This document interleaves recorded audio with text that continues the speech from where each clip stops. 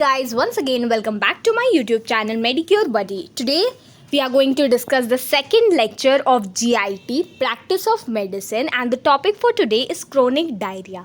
ठीक है friends, I have already discussed acute diarrhoea. अगर आपने वो वीडियो नहीं देखा है तो प्लीज़ आप प्लेलिस्ट सेक्शन ज़रूर विजिट करिएगा.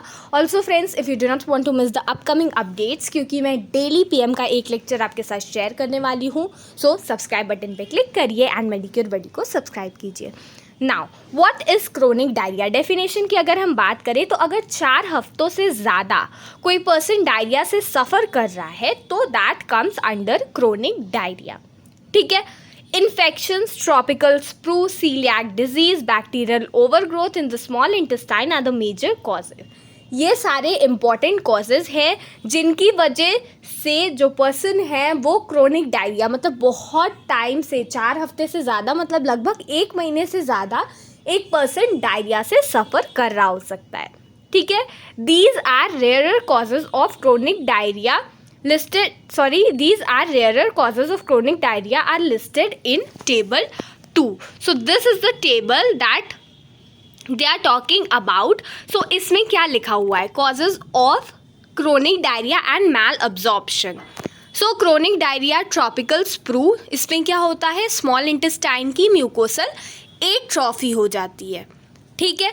ज़्यादातर ये प्रॉब्लम देखने को मिलती है. एक तो सीलियाक स्प्रू होता है. इन दैट जो पर्सन है वो ग्लूटेन के लिए इनसेंसिटिव होता है. ज़्यादातर चाइल्डहुड में ये प्रॉब्लम देखी जाती है. कई बार स्मॉल इंटेस्टाइन में ओवर ग्रोथ होने की वजह से भी क्या होती है? मोटिलिटी डिसऑर्डर हो जाता है गट का, और उसकी वजह से भी कई पर्सन को प्रॉब्लम देखने को मिल सकती है. Other causes can be inflammatory bowel disorders. Infection से कुछ पर्सन सफ़र कर सकते हैं, उनमें ऐसा होता है. ठीक है.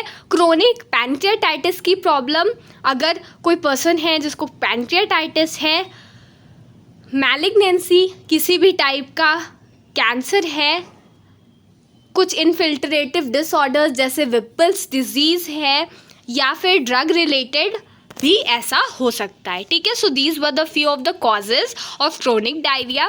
Now let's discuss the clinical features. So patient with chronic diarrhoea must be carefully evaluated in order to separate functional from organic disease. तो पर्सन जो है उसको अच्छे से हमें इवेल्युएट करना चाहिए ताकि हमें पता चले कि ये पर्सन जिस डिजीज़ से सफ़र कर रहा है वो फंक्शनल लेवल पे है या फिर वो ऑर्गन लेवल पे जा चुकी है.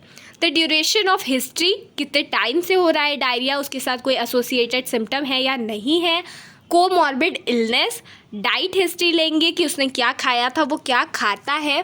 ठीक है. मेडिकेशन कोई चल रहा है कि नहीं. फैमिली हिस्ट्री, उसका न्यूट्रिशनल इवैल्यूएशन करेंगे. ठीक है.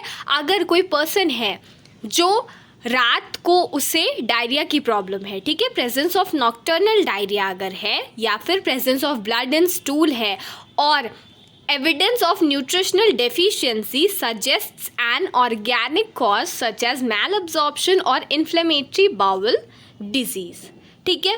In order to facilitate investigation, it is usual for the specialist to categorize chronic diarrhea as small bowel or large bowel in origin. ठीक है. तो इन्वेस्टिगेट करने के लिए हमें सबसे पहले पता करना होगा कि small bowel that means small intestine involve है या फिर लार्ज इंटेस्टाइन इन्वॉल्व है. अगर स्मॉल इंटेस्टाइन इन्वॉल्व है सो स्टूल कैसा होता है? बहुत ज़्यादा वॉल्यूम में होता है और वाटरी स्टूल होता है. और कई बार ऐसा हो सकता है दैट फैट भी स्टूल में पास हो सकता है. सो स्टीटोरिया भी स्मॉल बॉवल डिसऑर्डर में डायरिया में ऑब्जर्व होगी. अगर लार्ज बॉवल डायरिया की बात करें तो ये ज़्यादातर इलियाक फोसा वाला रीजन वहाँ पे इन्वॉल्व होता है. सो अब्डोमिनल पेन होगा यहाँ पे localise to iliac fossa and relieve by defecation. अगर लार्ज इंटेस्टाइन इन्वॉल्व है तो पर्सन जब स्टूल पास कर लेगा उसके बाद उसको आराम मिल जाएगा. एंड विथ म्यूकस और ब्लड इन द स्टूल, कई बार स्टूल में म्यूकस और ब्लड भी मिल सकता है. अब हम देखते हैं हम डायग्नोसिस कैसे करेंगे. तो हम रूटीन हिमेटोलॉजिकल टेस्ट करते हैं जिससे हमें कोई फंक्शनल डिजीज़ है तो उसके बारे में पता चल जाएगा. हीमोग्लोबिन चेक कराएंगे पर्सन का, ठीक है, लिवर फंक्शन टेस्ट करेंगे, क्योंकि कई बार लिवर भी इन्वॉल्व हो सकता है इन सारे कंडीशन के लिए, ठीक है। अगर कोई भी ऑर्गेनिक पैथोलॉजी है लिवर में या फिर जो इंटेस्टाइन है वहाँ पर, तो हम ये टेस्ट करके पता कर सकते हैं, ठीक है। उसके अलावा वेयर अप्रोप्रिएट पेशेंट में be tested for antibodies to human immunodeficiency virus. तो कई बार हम अदर डिजीज़ेस की वजह से भी ये डायरिया हो सकती है, तो उन डिजीज़ेस को भी इवैल्यूएट कराते हैं। We can go for biopsy, और कई बार पर्सन में सिग्मोइडोस्कोपी, रेक्टल बायोप्सी, अगर जो पर्सन है वो लार्ज बॉवल डायरिया से सफ़र कर रहा है, ठीक है। अगर स्मॉल बॉवल है तो हम उसके लिए एंडोस्कोपी कराते हैं, बायोप्सी कराते हैं स्मॉल इंटेस्टाइन की। और वहीं पर अगर लार्ज बॉवल इन्वॉल्व हो रहा है, so we go for rectal biopsy, sigmoidoscopy and ileocolonoscopy. क्योंकि ज़्यादातर देखिए आप पढ़ पा रहे होंगे दैट यहाँ पर जो लार्ज इंटेस्टाइन है उसके सब पार्ट्स जो है वो इन्वॉल्व हो रहे हैं, ठीक है। So friends, this is it about today's session. I hope I have made you all understand. In the next video we are going to discuss the next topic of GIT, which will be uploaded tomorrow. So if you do not want to miss it, please subscribe to Medicure Buddy and hit the bell icon. Thanks for watching.